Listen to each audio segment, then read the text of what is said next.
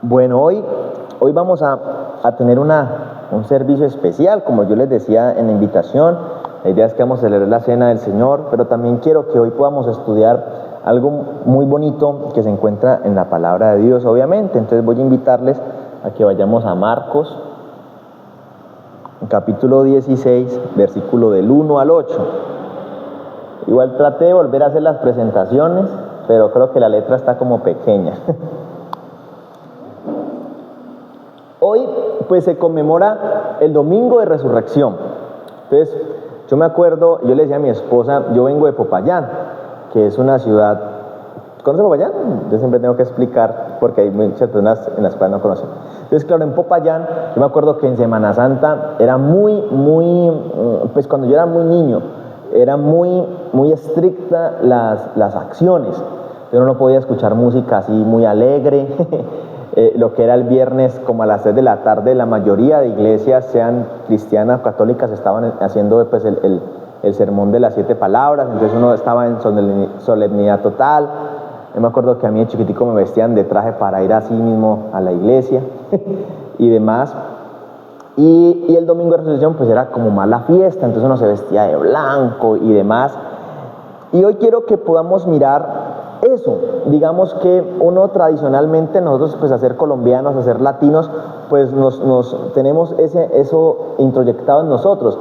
Muchos, yo me acuerdo de niño, muy más que las actividades religiosas, pues eran las vacaciones, porque uno tenía vacaciones, porque en Popayán eran las artesanías, entonces eran como todo un tema de comercio y venía la gente a visitarlo a uno, entonces era más como las vacaciones.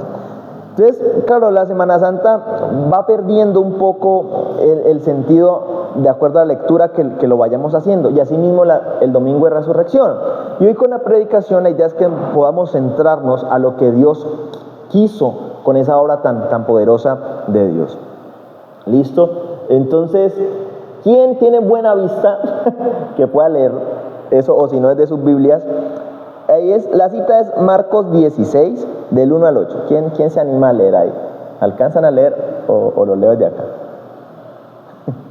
Está pequeñito, ¿cierto? Venga, yo lo leo entonces aquí, ustedes si algo tratan de seguirla. Dice: el sábado al atardecer, cuando terminó el día de descanso, María Magdalena, Salomé y María, la madre de Santiago, fueron a comprar especias para el entierro, a fin de ungir el cuerpo de Jesús. El domingo por la mañana, muy temprano, justo al amanecer, fueron a la tumba. Versículo 3. En el camino se preguntaban unas a otras: ¿quién nos correrá la piedra de la entrada de la tumba? Dejémoslo hasta ahí un momento. Aquí hay algo interesante que tenemos que tener nosotros claro, es que en el Medio Oriente, en estos pueblos de Asia y esta parte de África, pues las tumbas son muy diferentes a las tumbas que tenemos nosotros acá en América, porque nosotros enterramos a la gente en la tierra y en cajón. Ellos las enterraban como en unas cuevas y ponían una tapa, ¿listo? Por eso es que ellas estaban preguntando de cómo es que iban a verlo. Y había una tradición que era ungir el cuerpo. Lo que en la actualidad hacen la morgue, de maquillarlo, hace 2000 años lo hacían, eran las personas allegadas. Por eso tenían que comprar esas especies para ungirlo, ¿listo? Eso es algo cultural de ellos, pero que lo tenemos que tener presente, ¿listo? Porque uno dirá, ¿qué tan extraño? Sí, yo pienso que ellos, si vinieran acá y miraran nuestros entierros, pues serían también muy extraños. Como en estos días, yo estaba en mi oficina, yo trabajo en el Oriente, y falleció un vecino, y fue toda una semana de velarlo ahí en la cuadra, y mientras llegaba la familia, y ponían música, y decían sancocho y demás. Son tradiciones puntuales y culturales, ¿listo? Que de pronto no las compartimos, pero que nos permiten entender el cómo procede cada persona, ¿listo? Entonces por eso es que ellos estaban muy pendientes de quiénes iba a correr la piedra, ¿listo? Versículo 4. Pero cuando llegaron, se fijaron y vieron que la piedra, que era muy grande, ya estaba corrida. Cuando entraron en la tumba, vieron a un joven vestido con un manto blanco, sentado al lado derecho. Las mujeres estaban asustadas, pero el ángel les dijo: no se alarmen. Ustedes buscan a Jesús de Nazaret, el que fue crucificado. No está aquí, ha resucitado. Miren, aquí es donde pusieron su cuerpo, su cuerpo. 7. Ahora vayan, cuéntenles a los discípulos, incluido Pedro. ¿Por qué creen que dije incluido Pedro? ¿Alguien cree? Porque él lo negó. Diríamos nosotros aquí en Colombia, tan bombero el ángel, ¿no? Como que díganle a Pedro, el que no creía, pero él lo metieron.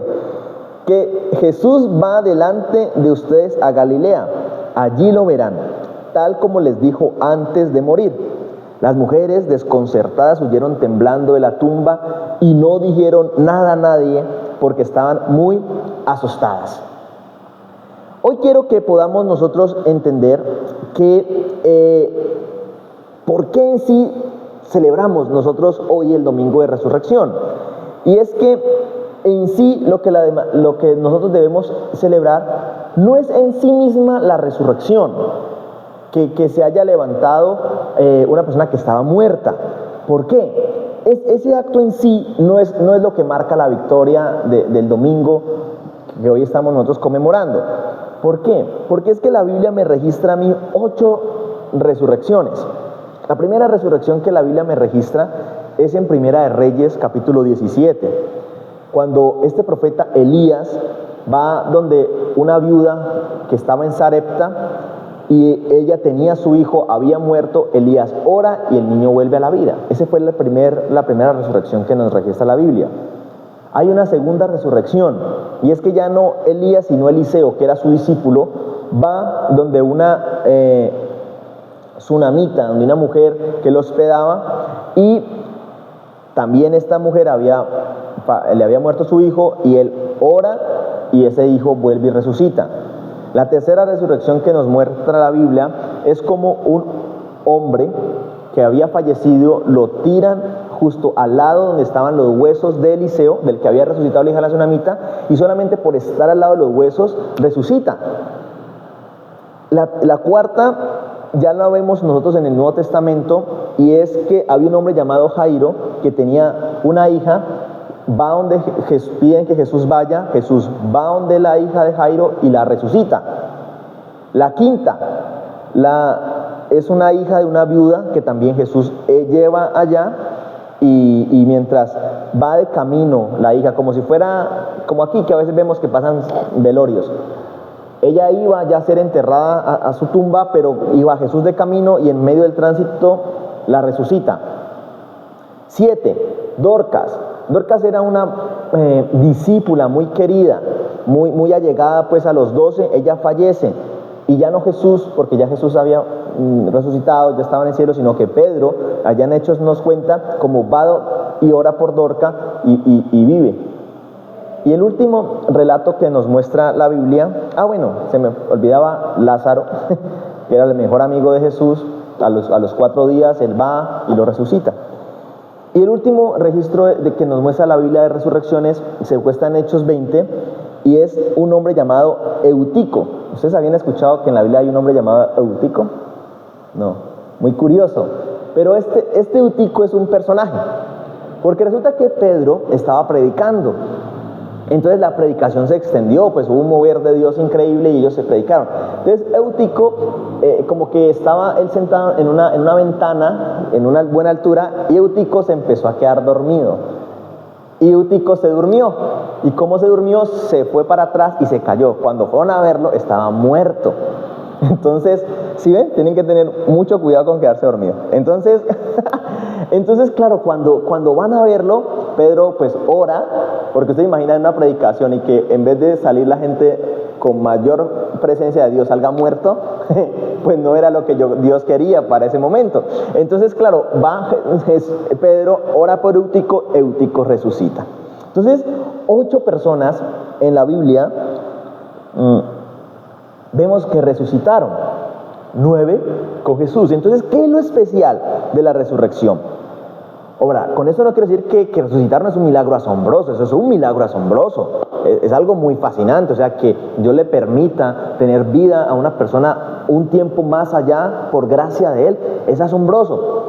Yo no he visto con mis ojos naturales ver a una persona resucitar, pero la madre espiritual de mis papás, sí. Ella fue a un lugar en Bogotá, una predicación, una iglesia que le invitaron a ministrar, y ella sí, orando por un muerto, resucitó. Eso es algo fascinante. Pero entonces yo no quiero con eso decir que la resurrección no es algo fascinante, porque me parece que es de los milagros más fascinantes, sino que lo que hoy celebramos va más allá de la resurrección. Y es por eso que yo le he titulado a esta enseñanza eso: la resurrección de Cristo es la victoria en la restauración del diseño. La resurrección de Cristo es la victoria en la restauración del diseño. ¿Cómo así esto, Juan? ¿Cómo así la restauración del diseño? Entonces, para poder nosotros entender qué hizo Cristo al resucitar, restaurando un diseño, tenemos que irnos al inicio de todo. Al inicio de todo es Génesis. Entonces, Génesis 3, del 8 al 11, ¿qué nos dice? Nos dice, si usted alcanza a leer desde ahí, este sí está más poquito, léanoslo bien fuerte mientras yo tomo agua. Cuando soplaba la brisa fresca de la tarde, el hombre y su esposa volvieron al Señor Dios, caminando por el huerto. Así que se escondieron del Señor Dios entre los árboles. Entonces el Señor Dios llamó al hombre: ¿dónde estás? El hombre contestó: te oí caminando por el huerto, así que me escondí. Tuve miedo porque estaba desnudo. ¿Quién te dijo que estás desnudo?, le preguntó el Señor Dios. ¿Acaso has comido del fruto del árbol que te ordené que no comieras? Gracias. Entonces, el diseño original de Dios para la humanidad fue estar cara a cara con el hombre, fue estar en el mismo entorno. Por eso ellos caminaban de manera natural, mientras el Dios mismo y su espíritu caminaban y estaban por el huerto del Edén. Pero ¿qué trajo consigo el pecado? Trajo consigo una separación. Por eso fue que Dios le pregunta al final: ¿usted por qué sabe cuál es su condición? Que estaba desnudo. Entonces, cuando llegamos y nos permitimos pecar en nuestras vidas, en nosotros llega una separación natural. Nos sentimos indignos de lo que hemos hecho y lo que hacemos es huir de la presencia de Dios. Y eso fue lo que el primer hombre hizo, y por ende toda la humanidad acarrea esa separación. Entonces, es importante que el pecado nos trajo eso. Lo primero, nos trajo una separación de Dios al ocultarnos delante de Dios. Ahora, ¿qué más trajo con nosotros ese pecado? Vale, ¿alcanza a leer? Y al hombre le dijo: dado que hiciste caso a tu esposo y comiste el fruto del árbol del que te ordené que no comieras, la tierra es maldita por tu culpa. Toda tu vida lucharás para poder vivir de ella. Te producirás pinos y cardos, aunque comerás de sus granos.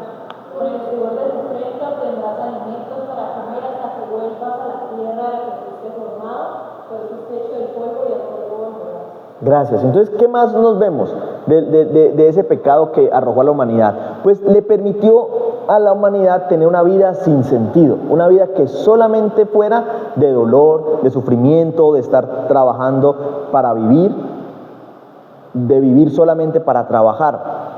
Una vida no muy agradable, y eso no era lo que Dios estaba pensando para el hombre. ¿Qué más vemos ahí? A ver, Juan, ¿lo alcanza a leer ese? Después de expulsarlos, el Señor Dios puso querubines poderosos al oriente del jardín del Edén y colocó una espada de fuego ardiente que destellaba al moverse de un lado a otro, a fin de custodiar el camino hacia el árbol de la vida. Listo. Y finalmente, ¿qué hizo Dios? Dios alejó al hombre de su presencia. Entonces, el pecado trajo que yo mismo me sintiera indigno y me escondiera de Dios. Hizo que mi vida fuera una cuestión de sufrimiento en cuanto mi lógica solamente fuera el trabajar, y Dios mismo me alejó. Eso hizo el pecado con la humanidad. ¿Eso era lo que Dios quería con la humanidad? No, eso no era lo que Dios quería con la humanidad, porque lo que Dios quería con la humanidad es lo que está relatado de Génesis hasta antes del pecado: convivir estrechamente con Dios. Pero Todo esto que pasó es lo que Dios, a través de su Hijo Jesús, pudo cortar en la cruz. Y es que el primer punto de la victoria de la cruz y el diseño es este: restaurar el acceso que no teníamos. Restaurar el acceso que no teníamos. ¿Cómo fue esto? Isa, ¿lo alcanza a leer este pasaje? Listo, vamos a ver. Para integrar el tabernáculo confeccionó una cortina especial de lino y tejido fino. Adornada con lino azul, púrpura y escarlata, y con querubines habiamente bordados. Cuélgala de guantes de oro que estarán sujetos a 4 postes de madera de acacia. Recubre de oro los postes y colócalos en 4 bases de plata. Cuelga con broches la cortina interior y coloca el arca del pacto en la sala de prensa de la cortina. Esta cortina separará el lugar santo del lugar santísimo. Listo, entonces, ¿qué pasa? Después de que el hombre fue sacado, digamos, del Edén, Dios levanta a líderes para volverlo a acercar, obviamente, a una dirección de Dios, pero ya no a tener una relación estrecha con el hombre. ¿Por qué? Porque Dios lo que hace es preparar unos recursos que, si bien es cierto, pongan la presencia de Dios en medio de la humanidad, no la tengan ellos de una manera de libre acceso. El primer recurso fue esto es lo que se conoce el tabernáculo, que era como lo que yo les había dicho antes, como si fuéramos como una carpa grande de circo, obviamente con más adornos especiales y demás. Hay un video de History muy interesante que dura como 20 minutos y lo que hace es como mostrar cómo era el tabernáculo. Era una cosa muy majestuosa, pero una cosa que como se puede leer tenía unas divisiones. No todo el mundo podía entrar a la presencia de Dios. Es decir, Dios empieza, después del suceso de Adán y Eva, empieza como a acercarse, pero no de una manera tan de lleno como era su idea especial. Entonces, ¿qué pasa? Hay algo que Isa leyó, y es en el versículo 33, que dice: cuelga con broches la cortina al interior y coloca el arca del pacto en la sala detrás de la cortina. Esta cortina separa el lugar santo del lugar santísimo. La presencia de Dios estaba en el lugar santísimo, es decir, al fondo, detrás de una cortina. Esta misma estructura del tabernáculo que tenía el pueblo de Israel en el desierto fue la que años más allá Salomón, el rey Salomón, el hijo de David, establece en el templo. Seguía teniendo las mismas características, simplemente que ya no era movible, ahora era fijo, pero sí había una cortina que separaba el lugar de donde estaba la presencia de Dios. Eso es importante. ¿Por qué? Porque miren lo que dice Marcos 15:37. Entonces Jesús soltó otro fuerte grito y dio su último suspiro. Aquí Jesús ya está en la cruz, ya está crucificado, está agonizando. Verso 38. ¿Y qué pasó después de que él soltó su último suspiro? Versículo 38 dice: y la cortina del santuario del templo se rasgó en 2, de arriba a abajo. Eso es importante. Es importante tener esto claro, que es de arriba hacia abajo. Si la cortina se abre de arriba hacia abajo, la persona, ¿en qué posición tenía que estar para rasgarla? Arriba. Si fuera un sacerdote, la hubiera rasgado de abajo, y más porque eso medía casi 6 metros. ¿Esto qué nos quiere decir? Que fue el mismo Dios quien la rasgó de arriba hacia abajo. Verso 39. El oficial romano que estaba frente a él, al ver que había muerto, exclamó: este hombre era verdaderamente el Hijo de Dios.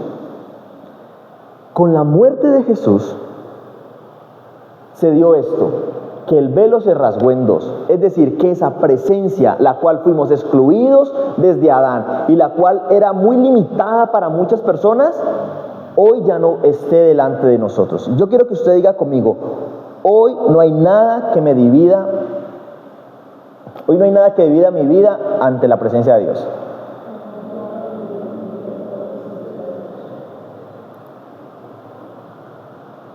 Miren lo que dice Hebreos 10:19. Así que, amados hermanos, podemos entrar con valentía en el lugar santísimo del cielo por la causa de la sangre de Jesús. Por su muerte, Jesús abrió un nuevo camino, un camino que da vida a través de la cortina al lugar santísimo. Ya que tenemos un gran sumo sacerdote que gobierna la casa de Dios. En el tabernáculo y en el templo solamente había una persona que podía entrar al lugar santísimo, que era el sumo sacerdote. Verso 32.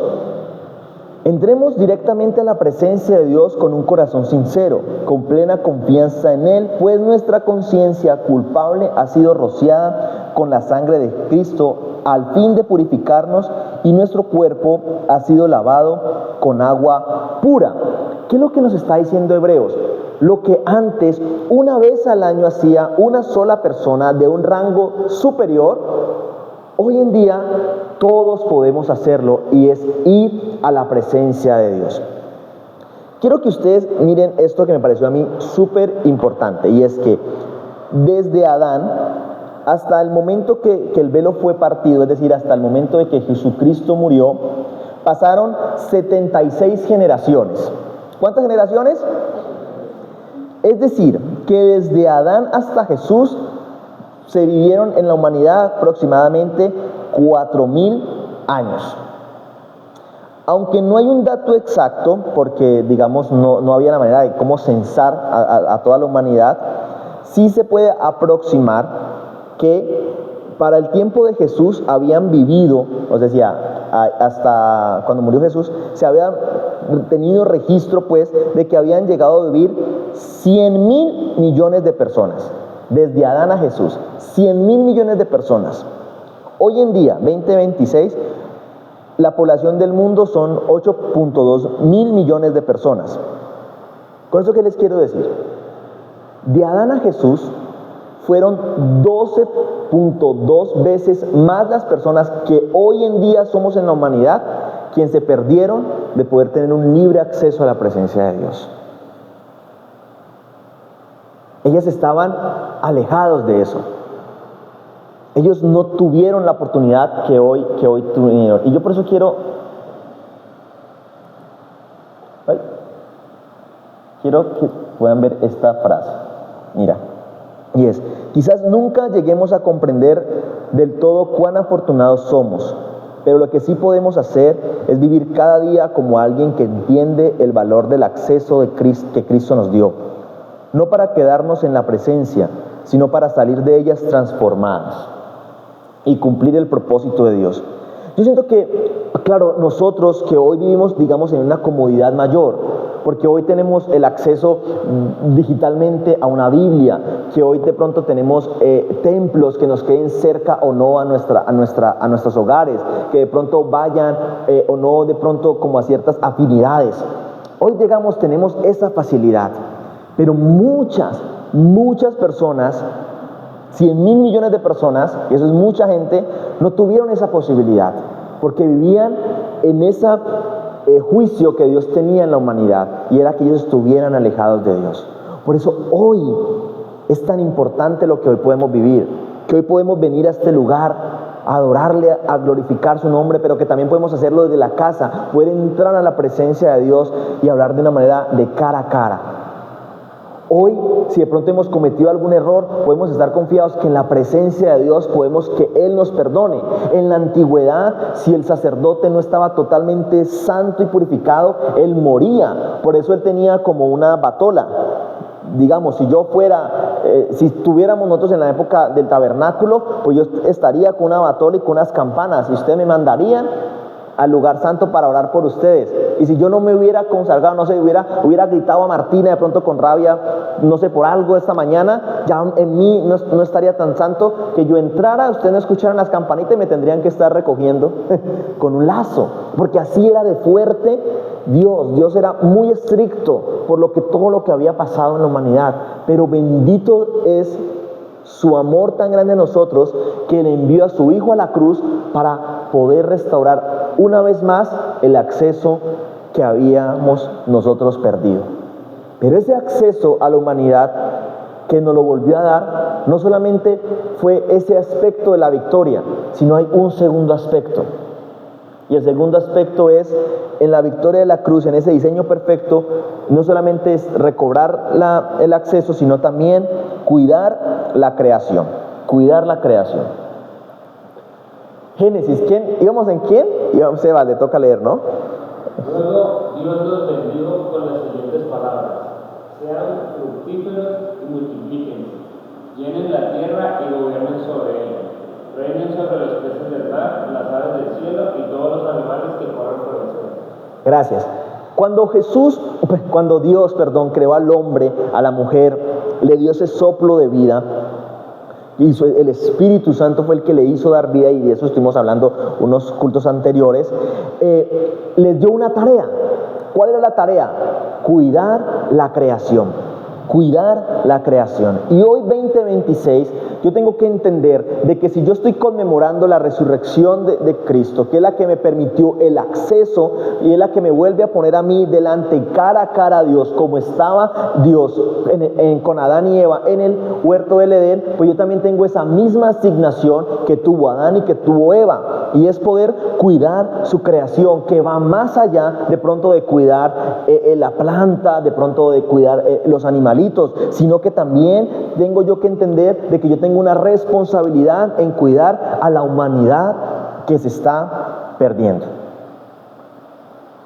Desde Adán hasta hoy 2026 han pasado 6.000 años. 6.000 años. Mucho tiempo, ¿no? Demasiado. En los cuales Dios ha enviado líderes. ¿Como cuáles? Como un Moisés, como un Josué. Ha enviado jueces, como un Gedeón, como un Sansón, como una Rebeca. Instauró reyes, instauró a Saúl, el primer rey, instauró a David, instauró a Salomón. Luego instauró sacerdotes. A la par de que instauró reyes, instauró sacerdotes. Samuel fue ese primer que fue juez y fue sacerdote al tiempo. Samuel, Eliseo, todos estos profetas. Luego él envió a su hijo al morir por esa cruz, para que volvemos a ese momento, restaurara nosotros el acceso que teníamos perdido, y él desde ahí empezó a enviarnos y a comisionar a los discípulos, los 12 que fueron los más cercanos. Pero hoy 2026, ustedes y yo, que somos también llamados discípulos, que somos también llamados hijos de él. ¿Con qué fin? Él envió a toda esta gente durante 600 años, con el fin de cuidar la creación. Cristo no solo resucitó para que nosotros pudiéramos tener el acceso al Padre, para que nosotros pudiéramos tener el acceso al cielo y que pudiéramos tener, como lo cantamos hace un momento, la esperanza de que algún día estaremos con Él. Él resucitó para poder restaurar el plan original que tenía Dios sobre la tierra, y era que nosotros fuéramos instrumentos para cuidar la creación de Dios, para que con nuestras acciones la humanidad pueda ver que solamente hay un camino, que es Jesús, que separados de Dios nada podemos hacer, y que Dios desea grandemente cuidarnos. Nosotros no sabemos cuánto más podemos estar en la tierra, porque nosotros no tenemos la vida garantizada. Y miren que nosotros podemos morir porque Dios así lo plantea, o Él puede venir en cualquiera de estos momentos. Mientras acaba la enseñanza para esta mañana, pues me puse a investigar muchas cosas, y una de las cosas que leía de un teólogo es que el número de Adán hasta el 2026 pues son 600 años. Entonces hay unos teólogos que tienen unas teorías, es una teoría, es una hipótesis, no quiere decir que aquí Juanjo está diciendo esto, no, le estoy planteando una teoría. Entonces ellos dicen que así como en la creación Dios trabajó 6 días y descansó al 7º día, se cree que 600 años son esos 6 días en los que Dios ha estado trabajando en la humanidad, en los que Dios ha estado formando hombres, en los que Dios ha estado formando de su obra en nosotros, para que al 7º día, es decir, en cualquier momento que amanezca el 7º día, pueda ser el día del descanso, es decir, el milenio que nos registra el Apocalipsis, que vayamos a estar delante de Él. Es una teoría, es decir, con esto que es lo que muchos estudiosos dicen, que el tiempo de Dios ya está dado para que Él en cualquier momento venga. Todas las profecías están cumplidas, todas las cosas de que Él dice que se tenían que dar para que Él viniera están dadas. Entonces, pues en cualquier momento o podemos morir o Él puede venir. Eso, más de que asustarnos, nos tiene que dar la esperanza de que, bueno, que pues que venga. Porque por eso es que estamos nosotros, para poder vivir una eternidad con Él. Y es muy importante que nosotros lo tengamos claro. ¿Por qué? Porque nosotros también hacemos parte de ese trabajo de poder ayudar a Dios y ser instrumentos de Él para ganarnos más personas y que puedan estar con Él. A mí, si hay un libro que me gusta mucho, es Romanos, porque Romanos es como la carta magna del cristiano. Y quiero que podamos, para ir finalizando esta predicación, mirar lo que Romanos 2 dice acerca de todo lo que hemos estado hablando en esta mañana.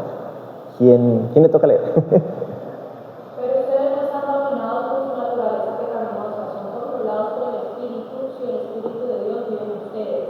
Y recuerden que los que no tienen al Espíritu de Cristo en ellos de ninguna manera pertenecen a Él. Gracias. ¿Por qué entonces nosotros somos tan valiosos para cuidar la humanidad? Porque es que nosotros tenemos al Espíritu Santo. Porque nosotros ya no caminamos a la deriva, aunque querrámoslo hacerlo. Hay algo que nos dice, no, tenemos que tener cuidado con esto, tenemos nosotros que establecer unos principios. Juan, léenos ese. El Espíritu de Dios, quien levantó a Jesús de los muertos, vive en ustedes, y así como Dios levantó a Cristo Jesús de los muertos, Él les dará vida a sus cuerpos mortales mediante el mismo Espíritu, quien vive en ustedes. Gracias. Entonces, ¿cómo podemos llegar a hacer eso, Juan? ¿Cómo podemos nosotros cuidar la creación, poder preocuparnos por las personas que están perdidas, por mi amigo, por mi familiar? ¿Cómo lo voy a poder hacer? Aquí nos lo dice Romanos, porque el mismo Espíritu que levantó a Cristo entre los muertos es el que habita en nosotros. Y es ese Espíritu el que nosotros debemos dejarnos gobernar y fluir en medio de Él. No solamente para hablar, sino también para actuar. El Evangelio dice, amarás al Señor con todo tu corazón, con toda tu mente, con todas tus fuerzas. Todo lo que somos nosotros tenemos que dejarlo gobernar por el Espíritu para nosotros poder llegar a cuidar esa humanidad. Miren lo que dice también 19. ¿Qué dice el 19, Isa?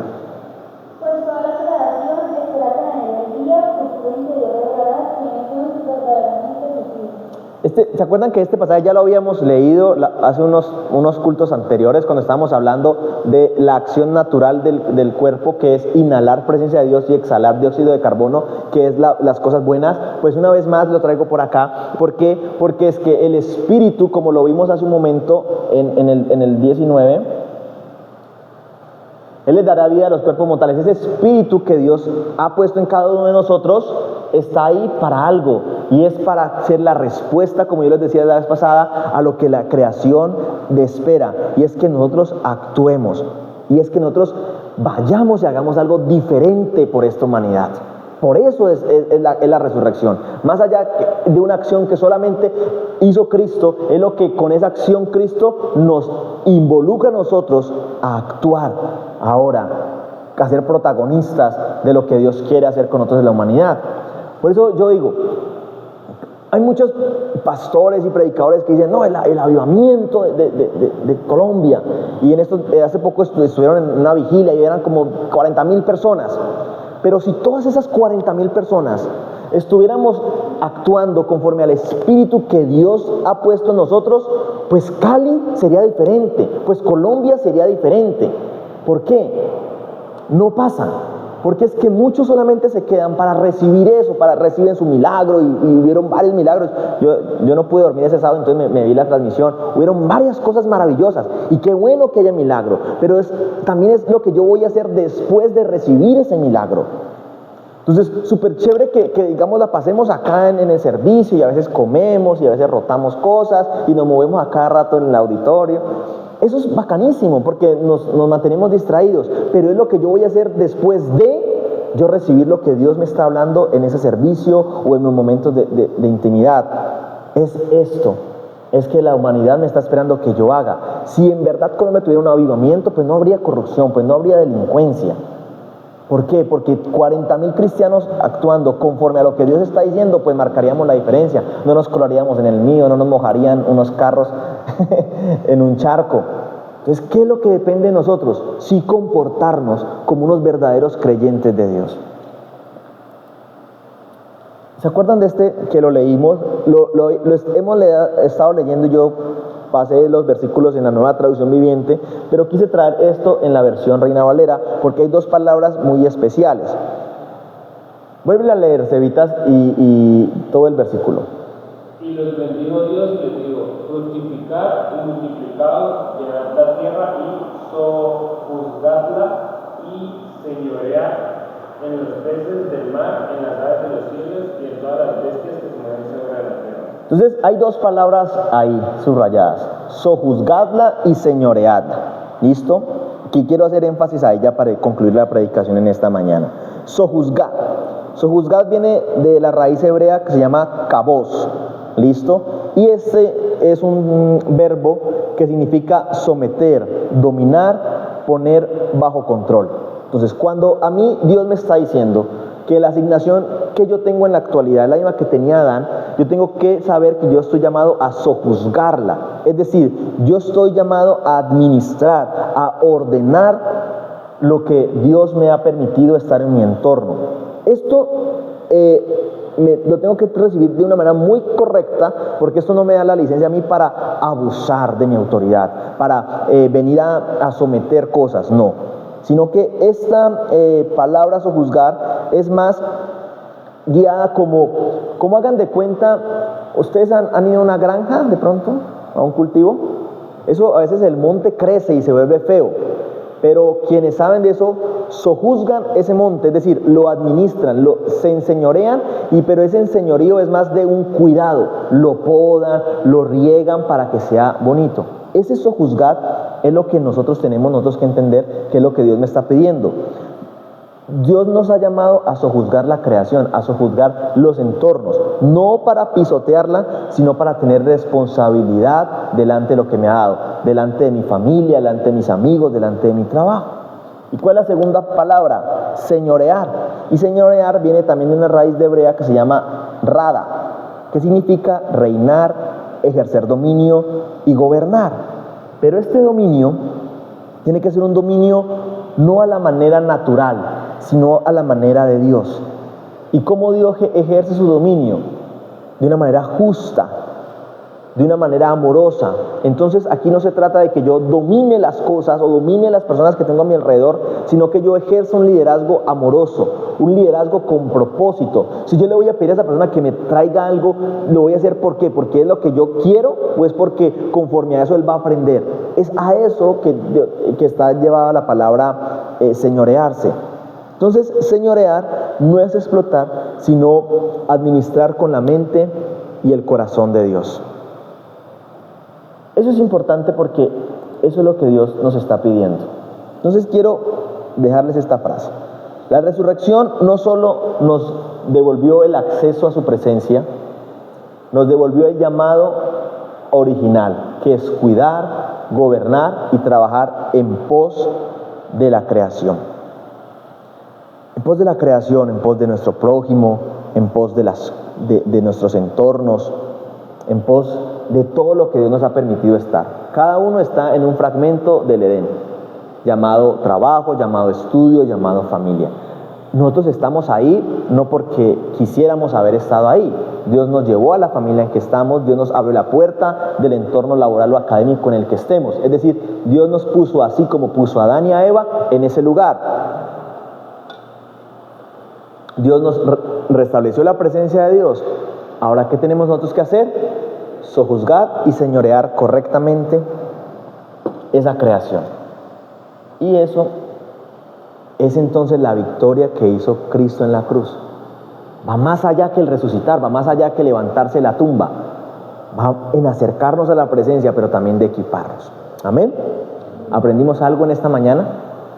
Esto nos pone, yo cuando la ponía me ponía muy contento porque yo decía, wow, Dios, pensé que íbamos solamente como a reflexionar de toda la grandeza que es la relación que tú pudiste haber hecho con tu hijo por resucitar. Pero esto nos pone también como protagonistas de esa acción. Y eso es una bendición. Porque es que en Dios nosotros no somos nunca pasivos, nosotros no somos ahí quietos. En Dios siempre vamos a ser agentes activos del reino de los cielos. Amén. Entonces, que vamos a orar y digámosle a nuestro amado Dios que cada día nos ayude a tomar esa asignación. De pronto nos parece difícil, sí, de pronto no sabemos cómo iniciar esa asignación, cómo hacer eso, cómo empezar a cuidar la creación, pero Dios va a dar las estrategias. ¿Listo? Juanjo, ¿solamente cuidar la creación es de pronto pastorear una iglesia? No, no solamente es eso. Es tal vez tú ser un buen compañero de trabajo, ser un buen jefe, ser una persona que escucha, ser una persona que con tus dones y tus talentos aporte no solamente a la iglesia, sino a las personas. Eso también es crear la creación, es cuidar la creación. Entonces yo siento que hoy pues la oración debería ser más enfocada en ese sentido, porque pues ya en la presencia de Dios pues vamos y entramos cada mañana, pero que sea Dios quien nos dé la estrategia de cómo nosotros señorear y cuidar su creación. ¿Les parece? Bueno. Cerremos ahí nuestros ojos y orémosle a nuestro buen Dios. Gracias, amado Dios. Gracias, Señor, por tu amor. Gracias, Señor, por esa acción tan preciosa en la cruz, que hoy nos permite estar en este lugar, que hoy nos permite, bendito Señor, reflexionar acerca de tu palabra y de lo que hiciste en medio de ella, Señor. Hoy, amado Dios, retados con lo que tu palabra y tu predicación nos hablan esta mañana, venimos primeramente a darte las gracias, Señor. Amado Señor, a decirte que afortunados somos el saber de que tú renovaste el acceso que estaba perdido. Y que afortunados somos, Señor, de ser de una generación que sí puede entrar confiadamente a tu presencia. 10,000 millones de personas se privaron de este privilegio, Señor. Nunca podremos dimensionar lo afortunados que somos, pero sí podemos ser agradecidos por la bendición que tenemos hoy de venir confiadamente a tu presencia y decirte gracias, decirte perdónanos, decirte te amamos. Y asimismo, Señor, hoy queremos venir a tu presencia, Señor, para pedir que tú nos ayudes, Señor, para pedir que tú nos generes las estrategias necesarias para nosotros saber cómo enseñorearnos de la creación, cómo cuidar la creación, cómo cuidar las personas que tenemos en nuestro entorno, nuestras familias, nuestros amigos, nuestros compañeros, bendito Señor. Ayúdanos, Espíritu Santo de Dios, a comprender lo que tú quieres de nosotros en medio de esa asignación tan preciosa que es cuidar la creación. Quítanos todo temor, quítanos de pronto toda duda, quítanos de pronto todo pensamiento que no somos aptos. Somos aptos porque tu sangre nos lavó, porque tu sangre nos limpió, amado Señor. Porque hoy, si tu palabra nos habló, tu Espíritu nos hizo venir a este lugar, es porque esto es con nosotros, Señor. Hoy queremos decirte gracias. Gracias por pensar en nosotros, aún con nuestras debilidades, aún con nuestros imperfectos. Porque en ti, amado Dios, somos perfectos. Porque en ti, amado Señor, somos santos. Porque en ti, amado Señor, somos mirados y contemplados, aprobados para ti, amado Señor. Gracias, amado Señor. Gracias, Espíritu Santo de Dios, por tu amor, por tu poder, bendito Señor, por lo que haces en medio de nosotros, Señor. Gracias, amado Señor. Gracias, Señor. Gracias, Espíritu Santo de Dios. En el nombre de Cristo Jesús, declaramos nuevos tiempos en nuestras vidas. Tiempos en los que seamos agentes activos de tu reino, bendito Señor. En nombre de Cristo Jesús. Amén y amén, amado.